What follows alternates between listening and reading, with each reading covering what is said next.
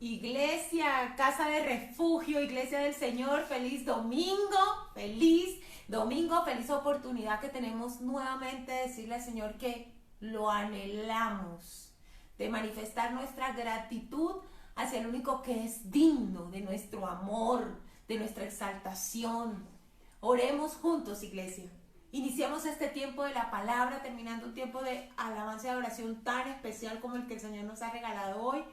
Sigamos y continuemos en la presencia, adoremos mediante la oración y mediante el estudio de la palabra. Que la adoración sea un fluir permanente en medio de esta fiesta, porque este domingo, como todos los domingos, lo que estamos haciendo es fiesta para el Rey. Amén. Señor, te damos gracias porque hoy nuevamente, Padre, podemos hacer fiesta para ti. Gracias porque nuestro anhelo es cumplido en ti, porque tú eres un Dios que habita en las alabanzas de tu pueblo, tú eres un Dios que habita en medio de su pueblo. Nosotros te clamamos, te anhelamos, te cantamos y tú, Señor, manifiestas tu presencia en medio de nosotros. Gracias porque nuestro corazón dispuesto es lo único que necesitamos para que tu amor, tu poder, tu abrazo repose sobre nosotros para poderlo percibir. Y hoy, Señor, nosotros venimos con corazones dispuestos a decirte que no hay otro como tú, corazones dispuestos a cantarte, que sabemos esperar en ti, que queremos esperar en ti, que permaneceremos esperando en ti, Señor. Amado, y te damos toda la gloria, Señor, por la juventud, por los niños que tú nos has entregado, por las generaciones de Colombia y el mundo. Te damos gracias porque es una generación privilegiada. Hemos creído que harás lo diferente. Hemos creído que en ellos este tiempo marcará lo diferente. Y te damos gracias porque los vínculos familiares, los vínculos emocionales, el reflejo de tu amor como padre en este tiempo para estas generaciones será bendecido por medio del cuidado de sus padres. Yo te entrego, Señor, te entregamos los niños de esta congregación y declaramos lo que con fe creemos, que la marca en este tiempo sobre ellos será de tu amor, de tu paternidad, Señor. Amén. Los bendecimos con salud. Te damos gracias porque sobre ellos está el fuego de tu presencia y consume todo aquello que quiera venir a contaminarles, tanto en su cuerpo como en su alma y su espíritu. Te damos gracias en el nombre del Señor Jesucristo. Amén. Amén. Amén, amados. Hoy vamos a tener una lección muy especial, y digo lección porque en mi vida personal lo que hoy vamos a estudiar ha sido una enseñanza, ha sido algo muy vívido y que aprendí en el entrenamiento, y no es un conocimiento que haya quedado como aparte, que haya quedado en un cajón, sino que es algo que permanentemente tengo que vivir. Y estuve leyendo nuevamente ese pasaje que tenía mucho tiempo de no leerlo y percibí en mi corazón de parte del Espíritu la necesidad de compartirlo con la iglesia. Nosotros estamos necesitando un encuentro como el que vamos a estudiar hoy. Necesitando un encuentro con Jesús como el que hoy vamos a estudiar. Hoy vamos a estudiar dos discípulos del Señor que no pertenecían a los 12 discípulos, pero que eran creyentes, habían declarado una fe en Cristo y que estuvieron con Él hasta los últimos momentos en la tierra. No obstante, tomaron algunas decisiones y nosotros necesitamos hoy saber que ellos decidieron emprender un viaje, y es probable que alguno de nosotros hayamos decidido emprender ese viaje. Obviamente no estoy hablando de un viaje terrenal porque todos estamos en un momento de quietud, pero ellos comenzaron un viaje terrenal que tenía realmente un significado de un viaje espiritual. Y quiero orar exclusivamente por el poder de estas escrituras en nuestra vida. Amén. Por favor, pon tu mano sobre tu Biblia y yo tengo fe de que tienes todo preparado, tu pan, el vino, la palabra de Dios. Pon tu mano sobre la Biblia. Padre, te damos gracias, Señor, porque tu palabra es verdad. Gracias porque hoy, Señor, aquí hay un pueblo sediento de tu palabra, sediento de recibir la verdad que aquí hay y que no nos conformamos con las mentiras, ni con nuestra propia mentira, ni nuestra propia versión. Estamos dispuestos hoy, Señor, corazones dispuestos para escuchar lo que tú tengas que hablarnos.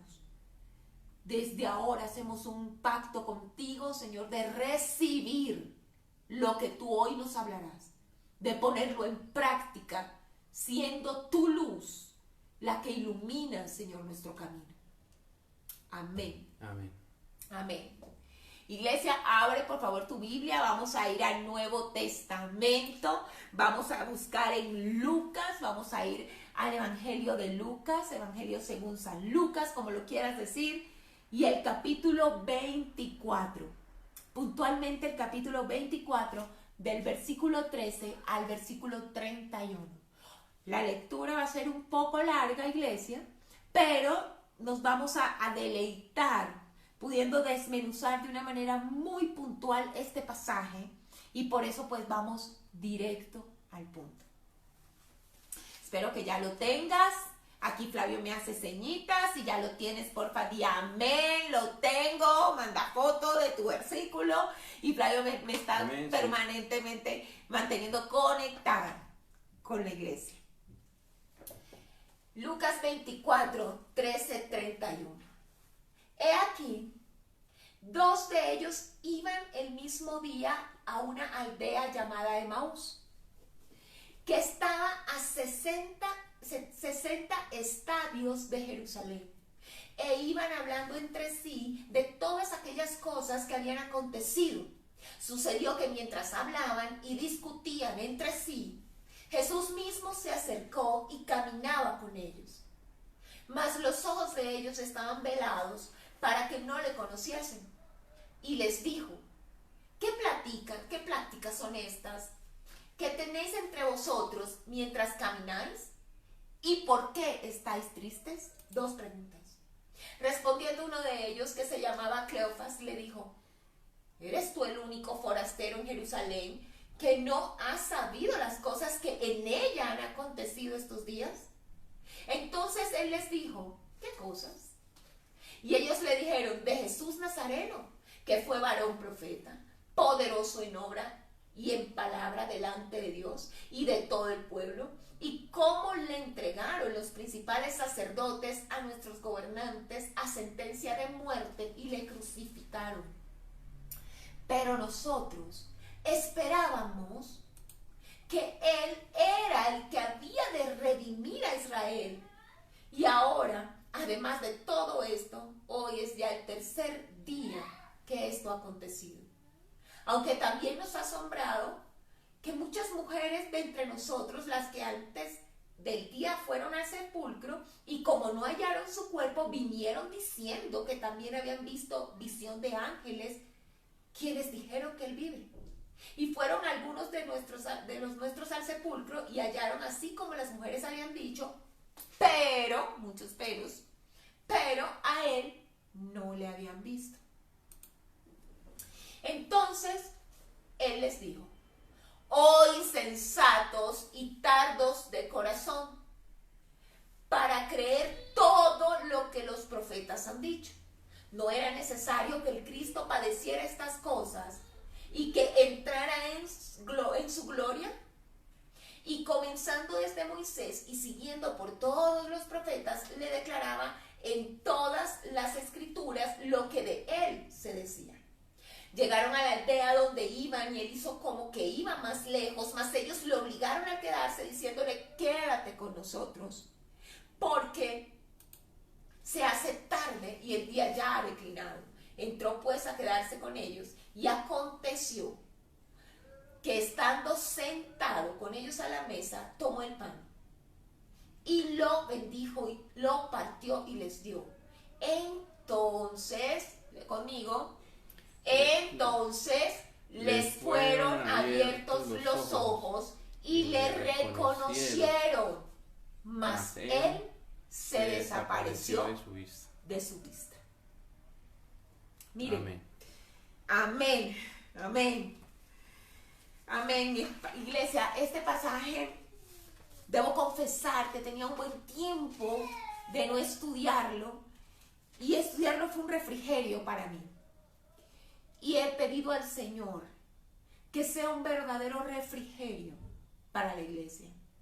El título del mensaje de hoy es La tristeza, un viaje al destino equivocado.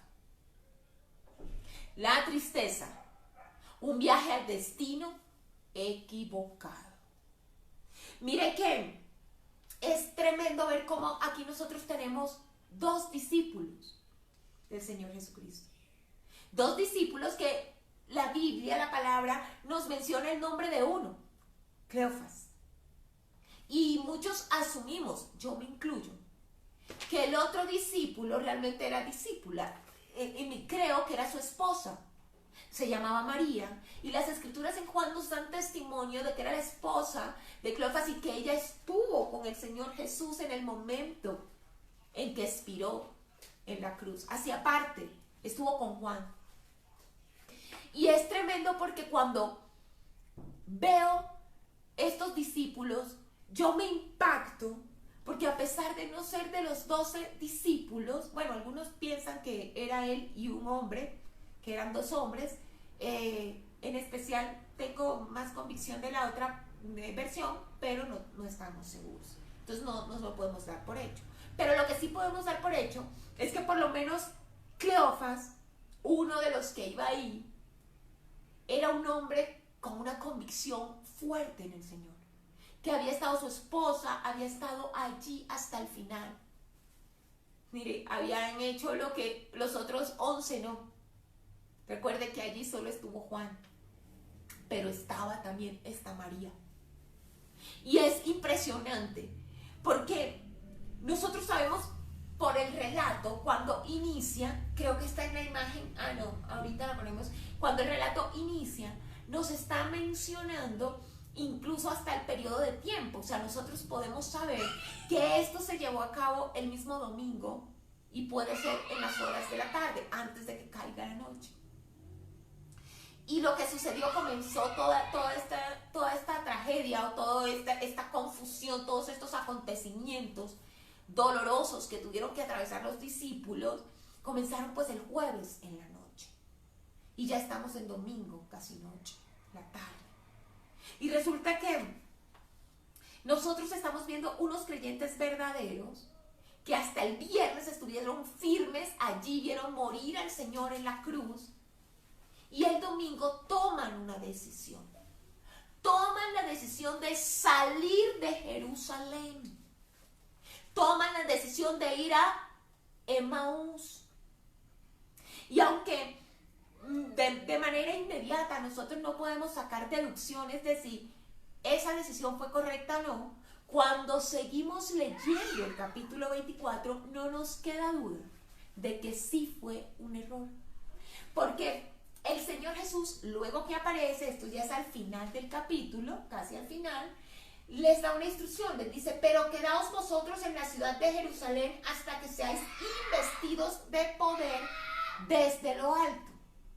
Es decir, que la voluntad de Dios siempre fue que sus discípulos permanecieran en Jerusalén hasta que sobreviniera, hasta que viniera el poder del Espíritu Santo, hasta el bautizo del Espíritu Santo, ellos fueran investidos para ir a predicar las buenas nuevas. Pero he aquí 2 discípulos firmes que lo aman, decidieron el domingo en la tarde hacer un viaje, salir de Jerusalén. Y la tormenta que se había desatado en sus vidas terminó con la decisión de dar un giro. Mire, Emaús La palabra Emaús significa primavera templada. O en algunas versiones cuando buscamos dice lugar de aguas termales. Pero la verdad es que finalmente nos está evocando como un lugar de reposo, de descanso. Y es muy probable que estos discípulos estuviesen buscando poder descansar después de esos eventos tan fuertes que habían tenido, después de que sus emociones estaban tan fuertemente tocadas, después de que la tristeza los había abrazado, estaban buscando un lugar de refrigerio. Y por eso salen de Jerusalén, allá donde fueron perseguidos, allá donde estaban persiguiendo, allá donde Jesús fue crucificado, y ellos deciden salir. Y es maravilloso, porque la Biblia nos muestra que nuestro amado Señor Jesucristo tuvo la iniciativa de interceptarlos en su camino. Recuerden, ellos arrancaron un viaje terrenal, pero este viaje terrenal tenía un significado espiritual. Y nuestro amado Señor, nosotros vemos en este relato cómo los intercepta en el camino. Y resulta que Emaús quedaba aproximadamente 11 kilómetros de Jerusalén. ¿Cómo sabemos eso? La Biblia dice que eran 60, ¿qué? Estadios. Cada estadio tenía aproximadamente 174 metros. Entonces estamos hablando de que era una distancia aproximada de 11 kilómetros, 10.5, y que caminando a un paso bueno, paso de joven fuerte, se puede caminar 5 kilómetros por hora. Estamos hablando entonces, digamos que era un camino de 2 horas y media, 3 horas, por eso sabemos que debió ser antes de que cayera la noche, era así un periodo de tiempo. Y el Señor durante ese periodo de tiempo en que ellos van dirigiéndose en un camino equivocado, porque la voluntad de Dios era que permanecieran en Jerusalén. Y cuando ellos van en ese camino equivocado, Jesús los intercepta. Y quiero decirte algo, este camino, ese viaje que ellos emprendieron motivados por su tristeza, por la tristeza, por lo que habían vivido, por los fuertes acontecimientos vividos, ese viaje tenía un destino equivocado. Y ese destino equivocado previamente tenía unas estaciones. El destino equivocado era buscar otras aguas, era apartarse. Y la primera estación, y con esto quiero que sepas que vamos a ver 3 estaciones en este viaje al destino equivocado. La primera estación es la estación de la desesperanza. Desesperanza. Vamos a leer del versículo 17 al 18. Dice, en el momento en que Jesús interceptó a estos discípulos, dice, y les dijo, ¿qué pláticas son estas que tenéis entre vosotros mientras camináis? ¿Y por qué estáis tristes? Obviamente el Señor sabe por qué están tristes. Obviamente lo que el Señor necesita es que ellos comiencen a verbalizar, a sacar de su espíritu, de su alma, de su corazón, todo eso que se está cavilando dentro de ellos y que los ha llevado a que la tristeza se anide en ellos, y una vez anidada en ellos, tomen decisiones hacia el destino equivocado. Y el Señor Jesús les permite como comenzar a entender eso. Cleofas hasta se molesta. O sea, nosotros vemos como en el versículo 18 le dice, o sea, como no lo conoce, no lo puede ver, entonces le dice, pero por Dios, eres el único forastero que no tiene idea de lo que está pasando. Han pasado cosas terribles, la estamos pasando mal. ¿Cómo así que por qué estamos tristes? ¿Acaso qué motivo tenemos para estar contentos? ¿Cuál es la razón por la que yo tendría que estar contento? Si es que han pasado cosas dolorosas. Y miren esta parte. El Rey del Universo le dice, ¿qué cosas? ¿Qué cosas?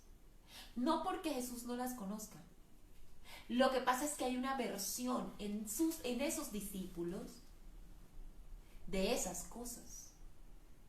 Jesús conoce esas cosas, pero Jesús quiere que ellos verbalicen la versión trágica de esas cosas que tienen esos discípulos, a quien Él ama y a quienes ellos aman, porque ellos aman a Jesús, quienes lo aman a Él.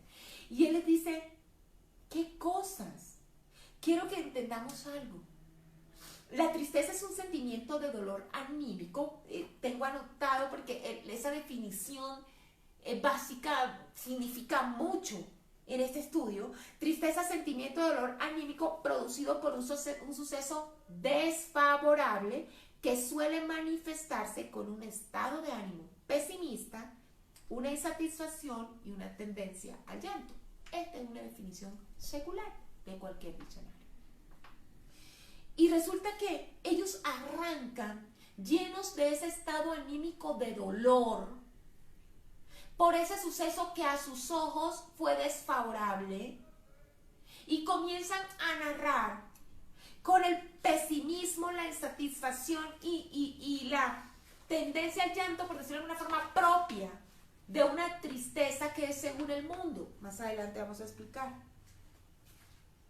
Resulta que ellos comienzan a decirle, comienzan a narrar y les dicen, ok, ¿quieres saber qué cosas? Te vamos a decir qué cosas.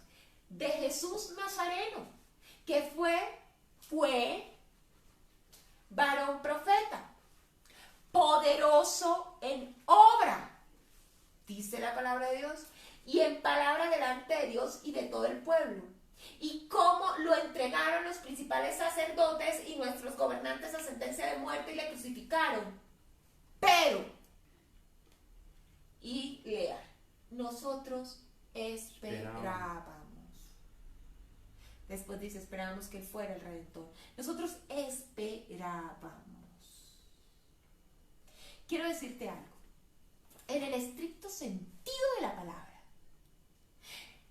no quiero ser inflexible con estos discípulos, tampoco lo soy conmigo, tampoco lo soy contigo, somos de carne. Pero en el estricto sentido de la palabra, ya no había motivos para estar triste. ¿Sabes por qué? Porque Jesús había muerto, pero había resucitado ya. Adicionalmente, durante todo el ministerio, el Señor Jesús insistió, habló de manera directa sobre su muerte y su resurrección. Habló de manera directa sobre la necesidad de pasar por ese trago amargo de la muerte. En ese sentido y en ese estricto sentido, no había razón para ese estado de ánimo. No había razón para ese dolor. Y resulta que el estado de ánimo que ellos permitieron se anidara en ellos, que no era una tristeza según Dios, porque la Biblia nos habla de la tristeza según Dios hablando del arrepentimiento, cuando nosotros nos arrepentimos verdaderamente, y es una tristeza que nos hace buscar a Dios. ¿Cómo sabemos que la tristeza que tenemos es según Dios o no es según Dios? Porque si es según Dios, nos lleva a buscarle, nos lleva a depender de Él, nos lleva a necesitarle. Si nosotros sentimos algún tipo de dolor y ese dolor nos lleva a las profundidades del Señor a buscarlo con desesperación, entonces es una tristeza según Dios. Pero una tristeza como esta, que lo que está quitando es la esperanza. Miren, la tristeza dio un peldaño, ganó un logro, una victoria, se ganó un diploma, pasó de un nivel a otro. No se quedó solo en ese estado de ánimo doloroso, no, pasó a robar la esperanza. Nosotros esperábamos, es decir, ya no esperamos. Ya no esperamos. Y cuando tú dejas de esperar lo bueno de parte de Dios, tarde o temprano vas a ir avanzando en un estado de declive espiritual. Porque si tú dejas de pensar y que Dios te va a responder, que Dios va a cumplir. Déjate esperar esa buena expectativa. Tu esperanza ya no está. Si has perdido las esperanzas, ya no tienes buena expectativa, miren, el resultado va a ser lo que ellos hicieron, cambiar de rumbo. Ellos hicieron lo que deseaba su corazón, salir de Jerusalén. Y si hay alguno que haya emprendido el viaje de la tristeza y que se halle en esta estación y diga, ¿sabe qué? Yo ya no espero nada, como que ya no tengo expectativa, ya no espero que pase nada. He esperado tanto que ya como que me da igual. O no me da igual, pero no tengo esa buena espera. Esa expectativa buena se ha ido de mi vida. El paso siguiente será lo que ellos hicieron. ¿Qué estás pensando? Te pregunto. ¿Salir de los caminos del Señor? ¿Apartarte? ¿Dejar de pertenecer a la casa de Dios? ¿Irte de la iglesia? ¿Dejar de buscar su palabra? Mire que el Señor le dice, ¿qué son esas pláticas? ¿Qué es lo que tú estás hablando? ¿Qué es lo que hablan que les alimenta la tristeza realmente? Eso es una entre líneas que nosotros podemos ver ahí. Esas conversaciones había confusión, porque dice que hasta discutían. Y es que eran momentos de mucha confusión, no lo dudamos. Ahora, estos tiempos son tiempos de mucha confusión, pero tú debes pelear contra la tristeza. No podemos permitir que ese sentimiento se anide, porque si se anida como se anidó en ellos, esas pláticas que estamos teniendo, esas conversaciones, esos pensamientos interiores que estamos teniendo alimentan la tristeza y nos llevan a dejar de esperar. Y si dejamos de esperar, tarde o temprano nos vamos a apartar. Vamos a tomar un camino diferente.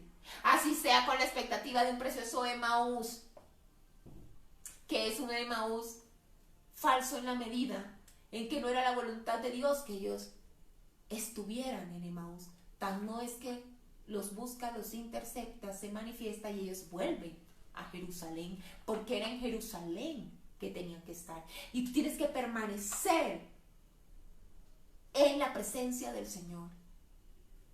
La segunda estación del viaje, porque si esa tristeza se convirtiera solo en desesperanza, pues es muy preocupante. Pero lo más preocupante de esto es que es un viaje que va avanzando, que va volviendo más crítica tu vida espiritual. La segunda estación del viaje de la tristeza, amados míos, y que en el nombre de Jesús no llegaremos allí, es la incredulidad. Mire lo que ellos dicen después de eso. Ellos cuando van en el versículo 21 le dicen, pero nosotros esperábamos que el que había de redimir a Israel, que él habría de redimir a Israel, y ahora, además de que no va a redimir a Israel, hoy ya es el tercer día de que eso pasó. Y continúa. Aunque también nos ha asombrado que unas mujeres de entre nosotros, las que antes del día fueron al sepulcro y como no hallaron su cuerpo, vinieron diciendo que también habían visto ángeles, quienes dijeron que él vive. Y fueron algunos de los nuestros al sepulcro y dieron así a las mujeres, como las mujeres habían dicho, pero no le vieron. Entonces él les dijo, oh insensatos y tardos de corazón, para creer todo lo que los profetas han dicho. ¿No era necesario que el Cristo padeciera estas cosas y que entrara en su gloria? Y comenzando desde Moisés y siguiendo por todos los profetas, les declaraba en todas las escrituras lo que de él decían. Mire, por eso es que yo le digo que este viaje fue tan peligroso y fue a un lugar equivocado. Porque es que ellos salen de Jerusalén con tristeza en su corazón y esa tristeza anidó, subió otro peldaño que fue la desesperanza. Pero es que no se quedó allí, porque ellos escucharon cuando las mujeres dijeron, fuimos y él no estaba, fuimos y los ángeles nos dijeron que él resucitó. Y ellos le dicen a Jesús, bueno, imagínate, ya no va a reinar, además de todo ya pasaron 3 días, y pues, bueno, aunque unas mujeres que están con nosotros y que dicen que resucitó, dicen que está vivo. Aunque. Y ese es el equivalente cuando nosotros decimos, ¿sabes qué? Ya yo no espero nada, yo mejor estoy así, yo ya me convencí, que no tengo ninguna expectativa, si pasa bien y si no también. Aunque bueno, Dios había dicho que sí, ¿no? Dios me había dado sí como unas promesas a mí, como que alguien sí me había dicho que iba a resistir y que me iba a ir bien. Y mire, yo le quiero decir algo, yo no soy ignorante de que algunos de los que me están escuchando están cansados de oír que yo les diga que Dios los va a bendecir.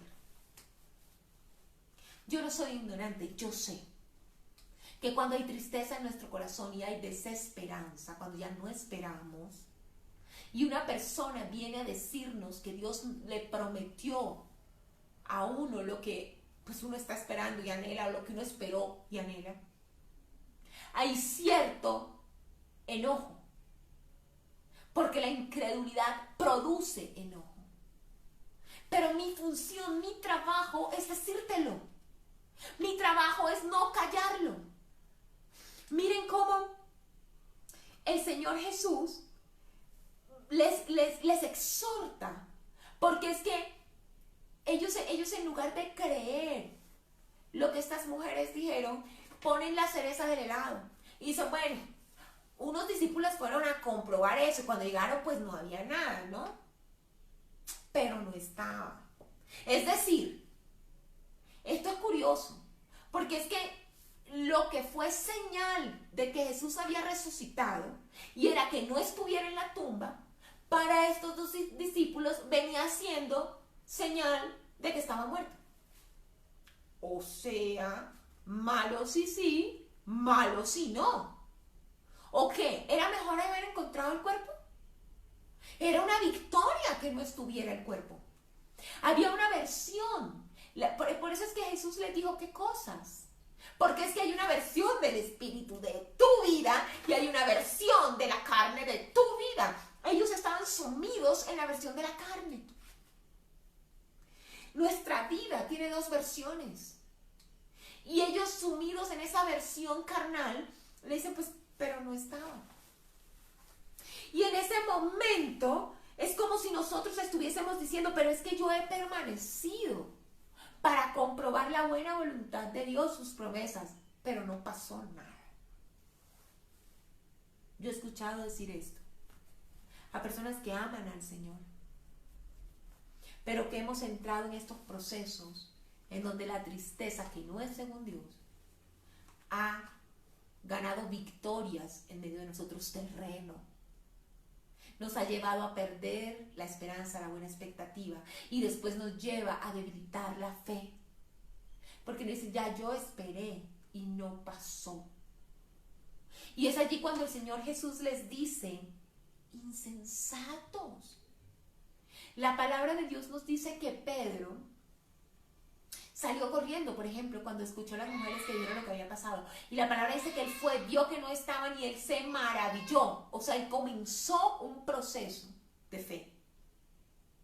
Se maravilló. No, para estos no haberlo encontrado fue antes para no creer. Por eso es que el Señor Jesús les dice insensatos, ¿saben? El Señor Jesús les llama insensatos porque ser insensato es tener falta de buen juicio. Ser insensato es ser incapaz de discernir con madurez un evento. Y cuando él dice, ¿por qué son tan insensatos? Es decir, el que no me hayan encontrado en la tumba es señal de mi resurrección, no señal de mi muerte. ¿Por qué interpretan todo mal? Claro, la tristeza fue el comienzo.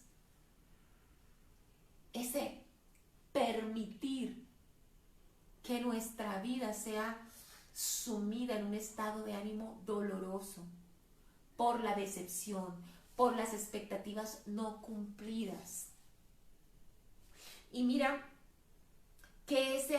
peldaño que subió o que escaló la tristeza, trajo consigo el tercero, que es el que siempre nos está mencionando esta escritura desde el comienzo. Y es como el bloqueo, es el peor. La tercera estación del viaje de la tristeza es la ceguera. A la luz de este pasaje, la ceguera. La ceguera espiritual. Esto es tremendo.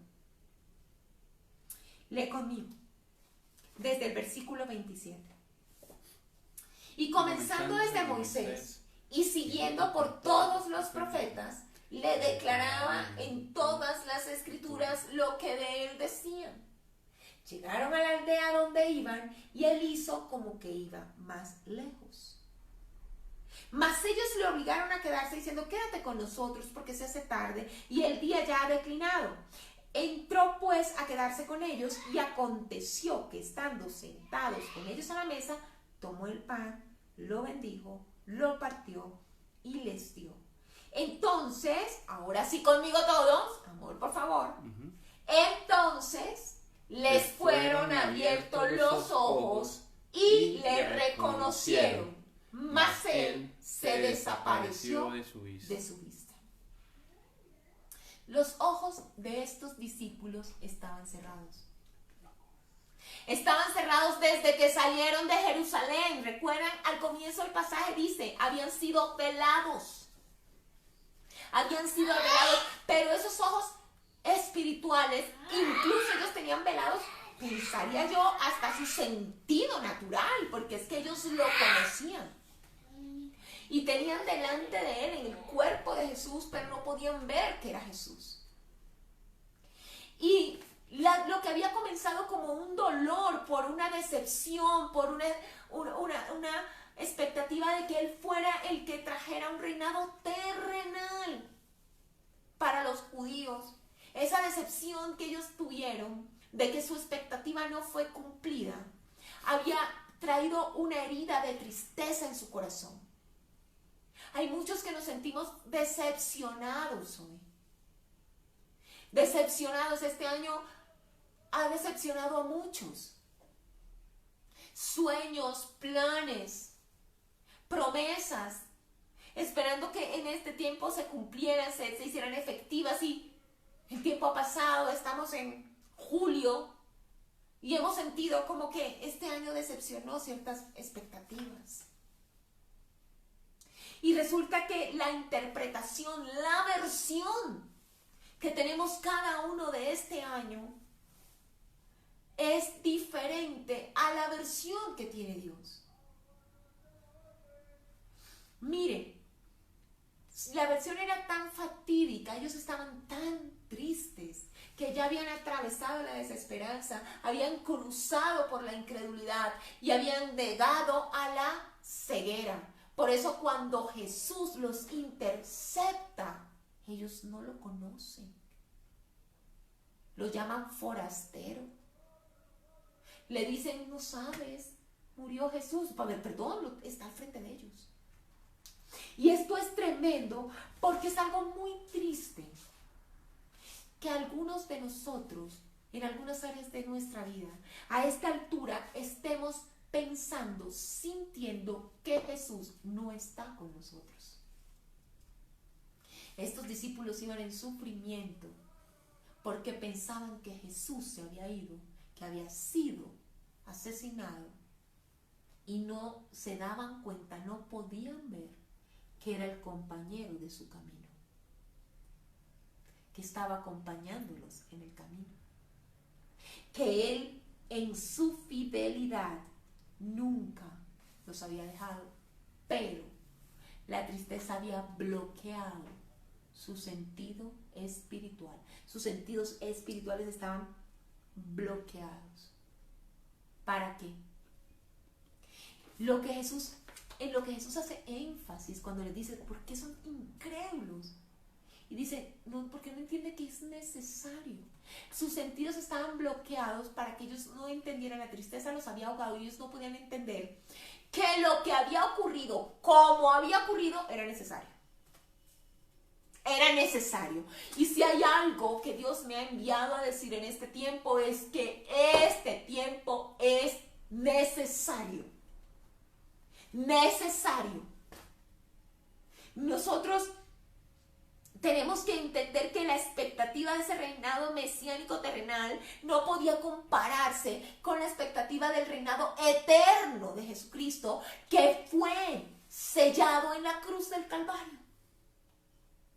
Entonces el Señor Jesús fue necesario para bendecirte extraordinariamente, para que no fuera solamente la bendición de un reinado terrenal. Mi muerte fue necesaria para una bendición extraordinaria. Y la decepción que tú has pasado, no solamente durante este año, sino a lo largo de algunos años, yo lo percibo en el Espíritu, ha sido necesaria, pero necesaria para una bendición extraordinaria. Para tu bendición extraordinaria. ¿Lo puedes creer? Creemos.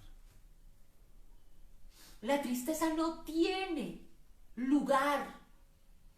La desesperanza no tiene lugar. La incredulidad no tiene lugar en el pueblo de Dios, en la familia de Dios.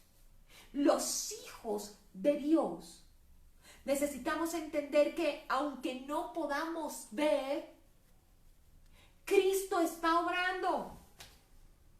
Permanentemente está orando. Él no descansa. Él no se cansa. La Biblia dice, Él no duerme. El que cuida de nosotros no duerme, iglesia. Y quiero terminar todo este relato no con la angustia de, oh por Dios, esta tristeza que hay en mí me ha llevado a perder la esperanza, porque yo sé que Dios nos está hablando a muchos. Me ha llevado a la incredulidad. Me ha llevado en un camino en el que ahora yo no puedo ver, estoy confundido, yo no puedo ver si Dios me prometió o no me prometió, está conmigo, ya no sé qué rumbo tomar, pero una cosa sé, quiero reposo, donde hay un Emaús, para irme. Eso sí lo tengo claro. Por eso muchos estamos pensando en salir de la ciudad. Algunos permanentemente están pensando cambiar de domicilio. ¿Le has preguntado al Señor? ¿Le has preguntado? Lo importante es tener la dirección del Señor. Señor, ¿dónde tú me quieres? Y no es este el cierre. ¿Sabe por qué? Porque no, la misericordia de nuestro Dios es extraordinaria. Hay un camino de regreso. Hay un camino de regreso muy claramente marcado en estas escrituras. Un camino de regreso de ese viaje al destino equivocado, un camino que te lleva al destino correcto, Jerusalén, la casa de Dios, la presencia de Dios, la vida de fe, de esperanza, de vista espiritual. El que tenga oídos para oír, oiga, el que tenga ojos para ver, vea. Ese llamado, hay un lugar donde lo podemos disfrutar y hay una forma de volver. La Biblia es tan clara. Si nosotros vemos lo que Jesús los exhorta, pero inmediatamente en su misericordia los hace comenzar a emprender el camino de regreso. Quisiera demorarme unos segundos en decir cuál es, para ver si alguien en el chat puede decir, puede escribir cuál fue el camino de regreso. ¿Cuál fue la estrategia del Señor Jesucristo para traerlos de nuevo al camino de regreso? Bueno, leamos. Versículo 27. Y comenzando desde Moisés y siguiendo por todos los profetas, ahora sí escribe conmigo, habla conmigo, grita conmigo, les declaraba en todas las escrituras lo que de él decían. ¿Cuál fue? ¿Cuál fue el punto de partida para volver al lugar de donde no debieron salir por la tristeza? Las escrituras. Las promesas. Las promesas. Dice que Jesús comenzó, mejor dicho, se fue. Ellos necesitaban recibir palabra, porque lo único que puede despertarnos, sacarnos del foso de la desesperación, de la angustia, es la palabra. Y lo único que puede darnos fe, sacarnos de la incredulidad, es el oír la palabra. Por eso Jesús comienza y les comienza hablando desde Moisés lo que Moisés habló de él. Y cómo Isaías habló de él. Y cómo Isaías habló sobre el siervo sufriente, pero ellos no lo entendieron, pero él habló. Y les explicó todas esas promesas, toda esa profecía poderosa que hablaba de que su muerte era necesaria, pero que habría un reinado eterno en su cabeza. Es curioso porque ellos dieron el primer paso. Yo veo, cuando leo este pasaje, veo que se fue la estrategia del Señor hablarles la palabra de Dios, traer las promesas. Por eso es tiempo de recordar tus promesas, ¿ok? La tristeza hace que las tengas a un lado porque te duele. Porque una tristeza que no es según Dios, ¿sabes qué hace? Que cuando leas la palabra te duela incluso. Te duela porque ahí está lo que tú quieres, pero ya no puedes esperar porque te debilitaste. Pero ahora es tiempo de que la leas, la releas, la pongas en las paredes, la pongas en las columnas de tu casa con un valor, como un valiente saques, como una valiente saques cada una de tus promesas y las expongas. Y tú puedas saber que haciendo eso estás dando el primer paso, porque resulta que Jesús les habló y ellos dan el primer paso cuando le dicen no te vayas, quédate con nosotros. Y lo invitan a quedarse. Lo invitan a quedarse. Invita nuevamente la palabra de Dios a tu vida. Pero no fue solo eso. Llegó el momento definitivo, iglesia. Llegó el momento definitivo, iglesia. Porque ellos estaban sumidos en la ceguera. Y comenzaron a escuchar la palabra. Y escuchar las promesas. Y yo me imagino que se miraban y decían, sí, nosotros creímos eso. Pero ahorita ya tomamos otro camino. Pero nosotros pensábamos, sí, tuvimos fe en eso, ¿recuerdas? Claro. Pero la Biblia dice que se sentaron a la mesa con Jesús. Y dice que Jesús tomó el pan. Amo esta parte. Me parece extraordinaria de las Escrituras. Tomó el pan, lo bendijo y lea. Lo partió. Lo partió y les dio. En ese momento, la Biblia dice que la ceguera se fue. ¿En qué momento? Cuando Jesús partió el pan y les dio. ¿Sabe qué momento es ese? Ese momento es la cruz. Es volver a la cruz. Allí donde Él fue molido. Allí donde Él fue lacerado. Su cuerpo dado por ti. El camino de regreso, amados, si alguno de nosotros ha emprendido ese viaje al lugar equivocado, el camino de regreso es la cruz. Postrarse delante de Dios, de Jesús, a los pies de la cruz. Recordar ese sacrificio que Él hizo. Por eso en su sabiduría el Señor instituyó la cena. Porque cada vez que nosotros podamos partir el pan en unidad, podemos resetearnos. Podemos reiniciarnos. Podemos ver el poder de la obra del Señor y discernir que no tenemos motivo mayor de gozo que la cruz. Y entendemos entonces que el dolor muchas veces es necesario. para las victorias espirituales. Pero no nos dejamos sumir en la desesperanza, sino que por el contrario, comenzamos a saborear esa victoria.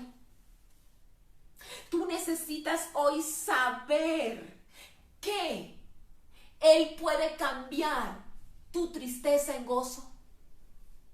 Ya por la obra que ya fue hecha en la cruz. Que tú puedas reinterpretar tu realidad a la luz de la cruz. Yo le he pedido al Señor que hoy tomemos de la cena y que pase lo mismo. Yo sé que el Señor está con nosotros. Que hoy Él nos esté interceptando. Esa ha sido mi petición. Allí hemos arrancado un viaje a un destino equivocado, pero viene el Señor y nos intercepta hoy. Y mira el pan que tienes en tu casa. Y si no fuiste acucioso y no te preparaste, en su misericordia, mira el de esta grabación. Y prepárate para celebrar la cena después de esta reunión. Así sea tú solo en tu casa con el Señor. Que Él nos interceptó hoy. Y partiendo el pan delante de nosotros, recibimos la vista y podemos ver que Él está aquí. Que aunque nuestros ojos naturales no lo pueden ver, Él está aquí. Amén. Él está aquí. Así es. No hay motivo de mayor gozo que ese. Te voy a pedir que tomes el pan y hagas esta oración conmigo. Padre, nosotros hoy queremos darte tantas gracias porque tú nos has amado, Señor, más de lo que nosotros podemos comprender. Gracias porque la mayor manifestación de tu amor es este pan. Es nuestro Señor Jesucristo, su cuerpo entregado por nosotros. Señor, yo te suplico que la unción que reposó sobre estos discípulos en el partimiento del pan en aquella hora, esa unción esté ahora sobre nosotros. Oh, que aunque son nuestras manos las que están partiendo este pan en lo natural, en el Espíritu, Señor, podamos entender que eres tú, diciéndonos: aquí estoy, hice lo más, me entregué a mí mismo por amor a ti. Tus expectativas tuvieron que ser declinadas, tuve que desilusionar tus expectativas para poder bendecirte extraordinariamente. Y que cada uno de nosotros, Señor, pueda ser restaurado en sus emociones para con esperanza y con fe dirigirnos hacia el lugar perfecto al cual tú nos has llamado, Señor. Te lo pedimos en el nombre de nuestro Señor Jesucristo. Amén. Amén.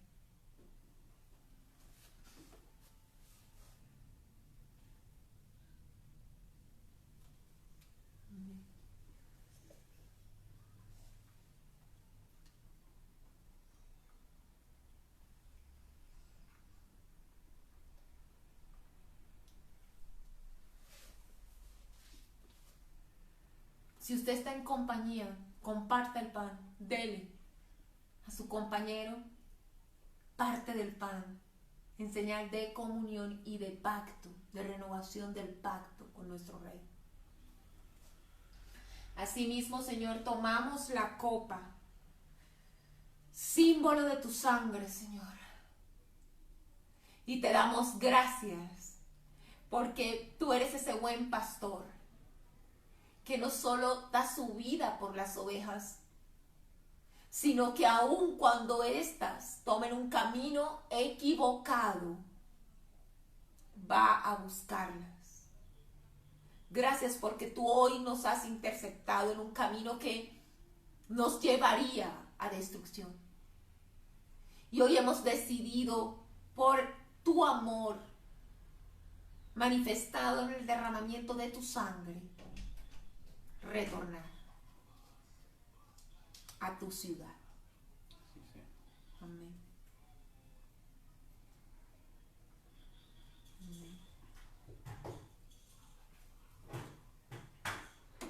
Amén, iglesia. Vamos a ser despedidos por Flavio y confío en el nombre del Señor Jesucristo. Declaro sobre ti el Salmo 30, del versículo 11 al 12. Has cambiado mi lamento en baile, desataste mi cilicio y me ceñiste de alegría. Por tanto a ti cantaré, gloria mía, y no estaré callado. Jehová, Dios mío, te alabaré por siempre. Declaro sobre tu vida, iglesia, que tu lamento ha sido ya cambiado por baile y que cantarás alabanzas al que es digno. Amén. Amén.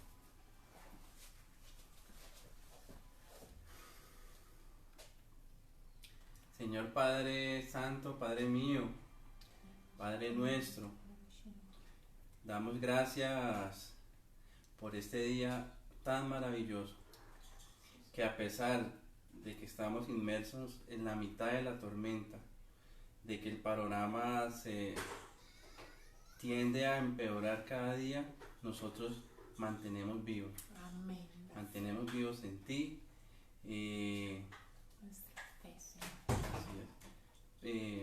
Permítenos y clamamos de lo más profundo de nuestro corazón, Señor, que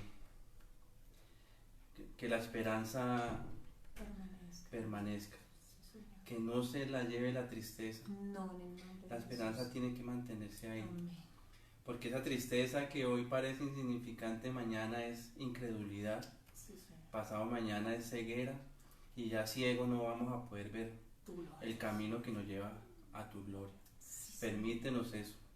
Permítenos retomar, Señor Padre, todos esos sueños que has puesto en nuestra vida conjuntos. Esos sueños nuestros que van de la mano contigo porque tú los pusiste. Permítanos retomarlo, que no se lo lleve la tristeza ni la situación. Porque aunque es dura la situación, no se niega, es difícil. Estamos inmersos en el fuego. Nada nos va a robar el desenfoque. Queremos mantenernos enfocados en ti y en tu promesa. Puesta en nuestra mente que si tú lo prometiste, así va a ser. Así va a ser. Amén. Amén. Amén. Digno es el Señor, amén, amén, fiel para cumplir lo que nos prometió. Así. Y gracias porque por medio de esta oración nos ha recordado nuestros sueños. Escríbelos en tablas. Dios está con nosotros y la tristeza no nos hará renunciar a ellos, porque la bendición de Dios está. Ahí está. Amén. Amén, los amamos. Feliz semana, llenos del gozo. Despedimos, se fue la tristeza, para gloria de Cristo. Amén.